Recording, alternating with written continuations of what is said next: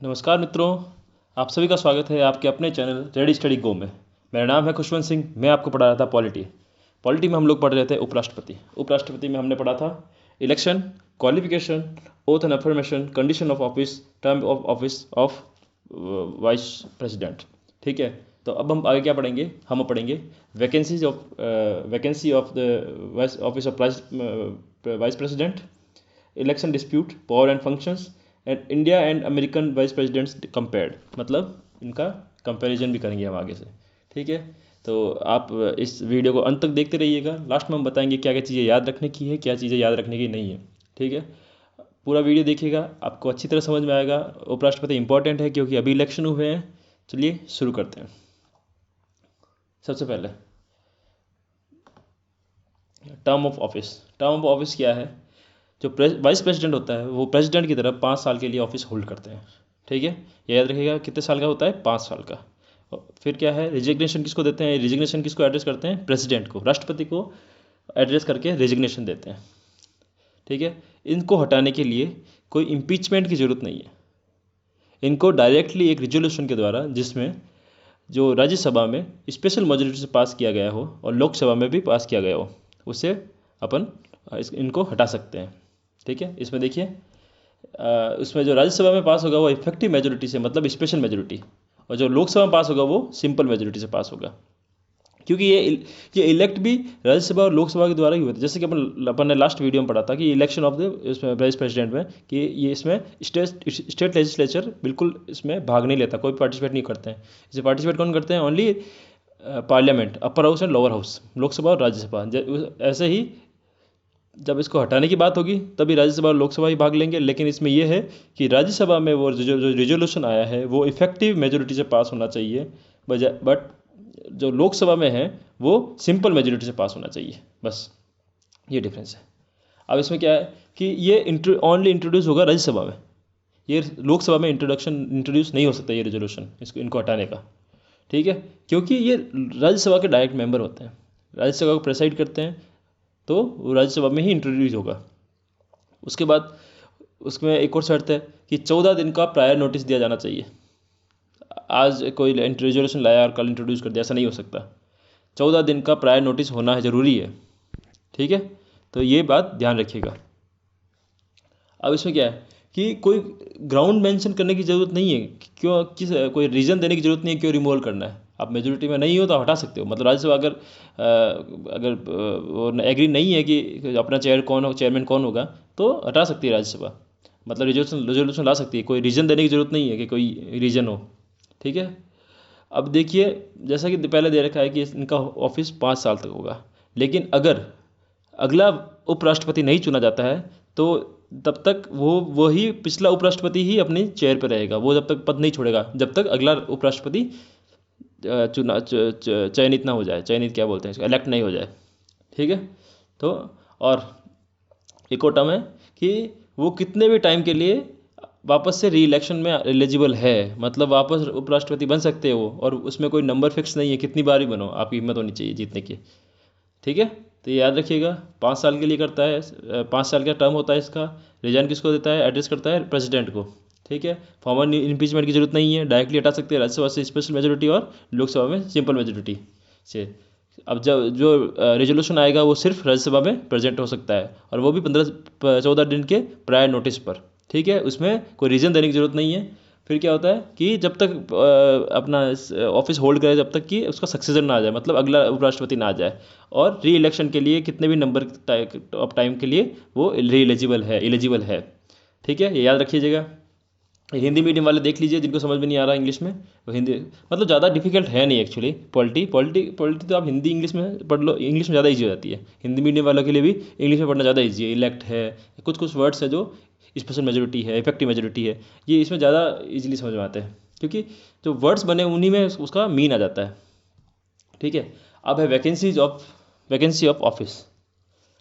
Vacancy of office क्या है कि कब आएगी? देखो, 5 तरीके से पद खाली हो सकता है। पहला कि उनका जो टेन्योर हो एक्सपायर हो जाए, मतलब उनकी जो अवधि है वो ख़त्म हो जाए। दूसरा है कि वो रिजिग्नेशन दे दे। ठीक है, तीसरा है कि उनको हटा दिया जाए पार्लियामेंट के द्वारा। चौथा है कि वो बाय डेथ, कोई भी इंसिडेंट हो जाए और वो डेथ हो जाए, ठीक है। और तीसरा है, जब पांचवा है कि कोई भी ऐसा कोई मैटर हो जाए जिसमें उनका जो इलेक्शन है उसको वॉइड डिक्लेयर कर दिया जाए।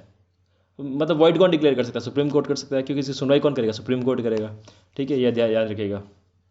तो इसमें है कि अगर कोई भी रीज़न से, भले रिजिग्नेशन से हो, भले रिमूवल से हो, डेथ से हो, अदर या फिर कोई भी रीज़न से अगर वैकेंसी खाली होती है तो जो नया प्रेसिडेंट बनेगा, वाइस प्रेसिडेंट बनेगा, वो 5 साल के लिए बनेगा, समझे? बचे हुए पीरियड के लिए नहीं बनेगा, 5 साल के लिए वापस से उसका कार्यकाल स्टार्ट होगा, वो 5 साल चलेगा। ये ध्यान रखिएगा। ऐसा नहीं है कि मतलब 2 साल बाद कुछ ऐसा इंसिडेंट होता है जिसमें पद खाली हो जाता है और 3 साल के लिए चुना नहीं जाएगा, वो फिर वापस से 5 साल के लिए चुना जाएगा। तो ये इंपॉर्टेंट है, बहुत ध्यान रखिएगा, ठीक है। ये लिखा है assume date is charge of full time of 5 years, ध्यान रखना। हिंदी मीडियम वाले यहाँ देख लीजिएगा, स्क्रीनशॉट ले लीजिएगा, बार रिवाइज कीजिएगा। देखिए बहुत ही इंपॉर्टेंट है, ध्यान रखिएगा ये बात, क्योंकि इस बार चुनाव हुए हैं तो प्रेसिडेंट और वाइस प्रेसिडेंट बहुत ज़्यादा इंपॉर्टेंट हो जाते हैं। इनमें कुछ भी आ सकता है, इनका इम्पीचमेंट प्रोसेस आ सकता है, इनका इलेक्शन कैसे होते हैं, कौन लेता है, सीक्रेट बैटल कौन से सिस्टम से होते हैं, सब कुछ याद रखना है, सबसे ज़्यादा इंपॉर्टेंट है। देखिए हम लोग यहाँ इस हिसाब से पढ़ा रहे हैं जैसे कि आपको पढ़ना क्या क्या है। देखो ये पॉलिटिक कोई भी पढ़ा लेगा, बहुत सी क्लासेज मिल जाएगी आपको, लेकिन हम वही पढ़ाएंगे जो बहुत ज़्यादा इंपॉर्टेंट है, वो सबसे पहले पढ़ाएंगे, जो बचा है वो उसको बाद में पढ़ाएंगे, ठीक है।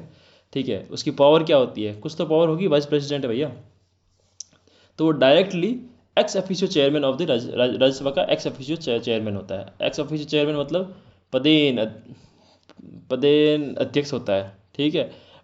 पदेन अध्यक्ष का मतलब, पदेन मतलब बाय डिफ़ॉल्ट जो भी वाइस चेयरमैन बनेगा वो ऑटोमेटिकली राज्यसभा का चेयरमैन बन जाएगा, ध्यान रखिएगा। अलग से चेयरमैन, जैसे आप जो लोकसभा में है स्पीकर को अलग से चुनते हैं, वैसे राज्यसभा में स्पीकर को चुनने की जरूरत नहीं है। राज्यसभा में स्पीकर को चेयरमैन बोलते हैं। वो चेयरमैन कौन होता है? वो वाइस प्रेसिडेंट होता है, ध्यान रखिएगा, बहुत ज़्यादा इंपॉर्टेंट है। जो ये अपना वाइस प्रेसिडेंट का जो पद है वो कहाँ से लिया गया है? वो यूएसए से लिया गया है, अमेरिका से लिया गया है।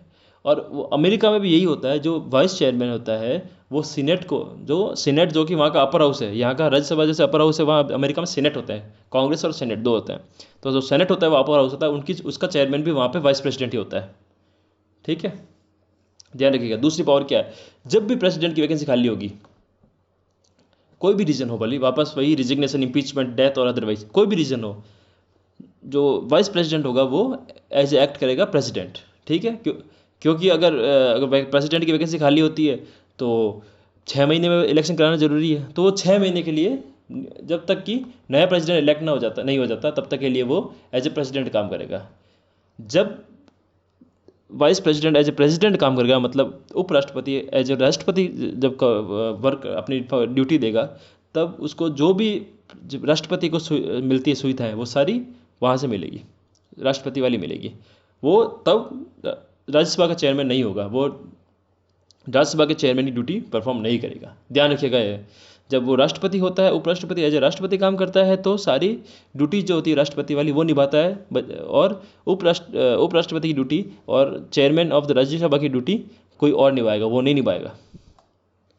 हिंदी मीडियम वाले देखिएगा, समझ में आ जाएगी आपको आराम से चीज़ें, बहुत ईजी है, बहुत इंपॉर्टेंट भी है। जितना ईजी उतना ही इंपॉर्टेंट हो गया इस बार, ध्यान रखना। अब अपन से कंपैरिजन करते हैं अमेरिका के और इंडिया के वाइस प्रेसिडेंट से। देखिए मैं पढ़ता हूँ एक बार। Though the office of the Indian vice president is modelled by on the line of the American vice president, मतलब यद्यपि जो अपना वाइस प्रेसिडेंट का ऑफिस है, इंडियन वाइस प्रेसिडेंट का ऑफिस है, जो अमेरिका के वाइस प्रेसिडेंट है या उपराष्ट्रपति है, उसी के आधार पर बनाया गया है। लेकिन जब अमेरिका में वाइस प्रेसिडेंट क्या होता है, जब प्रेसिडेंट की सीट खाली हो जाती है तो vice president as a president काम कर देता है। कब तक? जब तक कि प्रेसिडेंट का कार्यकाल कंप्लीट नहीं हो जाता। लेकिन अपने यहाँ ऐसा नहीं है। अगर अपने यहाँ प्रेसिडेंट की सीट खाली हो जाती है तो वो लगभग 6 महीने के लिए ही vice president as a president काम करेगा, जब तक कि नया प्रेसिडेंट चुना नहीं जाता। वहाँ पे नया प्रेसिडेंट चुनने की जरूरत नहीं है, वहाँ पे 4 साल का जैसे होता है प्रेसिडेंट का कार्यकाल। तो अगर 2 साल में सीट खाली हो गई है या फिर इम्पीचमेंट आ गया, कुछ भी आ गया, तो vice president as a president काम करेगा, और वो अगले 2 साल के लिए। फिर जब नए इलेक्शन होंगे टोटल 4 साल के बाद, फिर वो नए इलेक्शन होंगे, नई चीज़ें, नया प्रेसिडेंट इलेक्ट होगा और वो वहाँ पे काम करेगा। ये डिफरेंस है, ध्यान रखिएगा, ठीक है, क्वेश्चन आ सकता है। और जो फर्स्ट ग्रेड का एग्जाम दे रहे हैं पॉलिटिकल साइंस वाले, ध्यान रखिएगा, बहुत इंपॉर्टेंट है। ये हिंदी वाले हिंदी में देख लीजिएगा। अब देखिए, जैसा कि मैंने बोला था कि आर्टिकल्स जो है वो याद रखने बहुत ज़रूरी है, कौन कौन से आर्टिकल में वाइस प्रेसिडेंट बताया गया है। सबसे पहले 63 से स्टार्ट होते हैं और ये लगातार चलते हैं 68 से और 71 तक, ठीक है, इसमें वाइस प्रेसिडेंट है। सबसे पहले 63 में क्या है, the vice president of India, मतलब एक उपराष्ट्रपति होगा। दूसरे 64 में क्या है, वो उपराष्ट्रपति होगा जो x official chairman of the Rajya Sabha होगा, मतलब पदेन अध्यक्ष होगा, पदेन सभापति होगा राज्यसभा का, ठीक है। 65 में क्या दे रखा है, vice president as a president काम करेगा जब वैकेंसी प्रेसिडेंट की सीट खाली है, ठीक है। 66 में क्या है, इलेक्शन ऑफ प्रेसिडेंट, मतलब प्रेसिडेंट का मतदान, चुनाव। 67 में क्या, term of office of vice president, शर्तें। 68 में क्या है, time of holding of election to fill vacancy in office of vice president and the term of office of the person elected to fill casual vacancy, ठीक है। मतलब वही है कि वाइस प्रेसिडेंट की वो खाली हो जाती है तो उसको बढ़ने के लिए सीट खाली हो जाती है। तो 69 में है ऑथ अफर्मेशन। 70 में है discharge of president's functions in other contingency, मतलब एज ए प्रेसिडेंट कैसे कंटीजेंसी में राष्ट्रपति के जो फंक्शंस है कैसे निभाएंगे ये।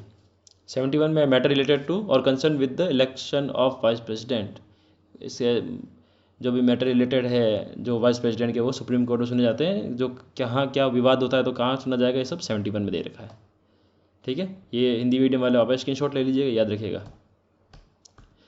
देखिए वापस से एक बार फटाफट रिवीजन कर लेते हैं ताकि आपको याद रहे चीज़ें, बहुत ही इंपॉर्टेंट है। सभी परीक्षाओं में SSC, bank, state PSC, UPSC, सब में ये बहुत ही इंपॉर्टेंट हो जाता है। टीचर्स एग्ज़ाम है, कांस्टेबल एग्ज़ाम है, पीएसआई भर्ती है, सब में इंपॉर्टेंट है। आप बहुत अच्छे से पढ़िएगा ये, क्योंकि पॉलिटिकल साइंस लगभग सब में ही है। अभी जैसे राजस्थान में एक वैकेंसी आई है ईओआरओ की, तो उसमें भी ये क्या नाम है, भारतीय संविधान दे रखा है, तो ये बहुत इंपॉर्टेंट है। सबसे पहले 5 साल के लिए होता है। रीजन किसको देता है, रेजिग्नेशन लेटर किसको एड्रेस करता है, प्रेसिडेंट को। उसके बाद क्या होता है, फॉर्मल इम्पीचमेंट की जरूरत नहीं है। राज्यसभा में स्पेशल मेजोरिटी मतलब इफेक्टिव मेजोरिटी, और लोकसभा में सिंपल मेजोरिटी से पास करके हटाया जा सकता है। ओनली राज्यसभा में इसको इंट्रोड्यूस किया जा सकता है। 14 दिन का प्रायर नोटिस होना चाहिए, कोई रीजन देने की जरूरत नहीं है। और जो भी नया प्रेसिडेंट आएगा वो अगले 5 साल के लिए एज्यूम करेगा सीट, और वो जब तक खाली नहीं करेगा जब तक नया वाइस प्रेसिडेंट चुना नहीं जाता, और कितनी बार भी री इलेक्शन के लिए ये एलिजिबल है, ठीक है। ये ध्यान रखिएगा। वैकेंसी में क्या है, 5 साल के टेन्योर में खत्म हो सकती है। कब कब वैकेंसी आती है, रेजिग्नेशन देने पर, रिमूवल होने पर, डेथ आने पर, कोई भी डिस्क्वालीफाई हो जाए उस पर, ठीक है। तो वापस जो क्या होगा कि जब नया वाइस प्रेसिडेंट चुना जाएगा वो अगले 5 साल के लिए चुना जाएगा, ठीक है। अब पावर क्या क्या, एक्स ऑफिशियल चेयरमैन है राज्यसभा का, और जब प्रेसिडेंट की सीट खाली होती है तो एज ए प्रेसिडेंट काम करता है, ठीक है। बहुत इंपॉर्टेंट यही है।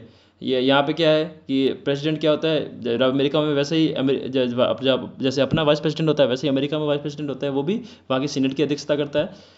वहाँ पे अगर वैकेंसी खाली हो जाती है तो क्या होता है कि बचे हुए टाइम के लिए वाइस प्रेसिडेंट चुना जाता है, और अपने यहाँ पूरे टाइम के लिए चुना जाएगा 5 साल के लिए। ये कुछ आर्टिकल से याद कर लीजिएगा। आसान्वित हो कि आपको सब कुछ समझ में आया होगा। वाइस प्रेसिडेंट अपना आप कंप्लीट हो चुका है।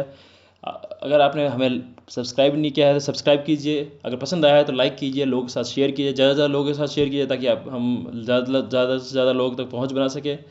आप हमें कमेंट में बता सकते हैं हमें क्या पढ़ाना चाहिए, क्या ज़्यादा इंपॉर्टेंट है, क्या नहीं पढ़ाना चाहिए। हमें कहीं गलती हो रही तो वो बताएं। और अपना कीमती समय देने के लिए बहुत बहुत धन्यवाद। जय हिंद, जय भारत। Thank you.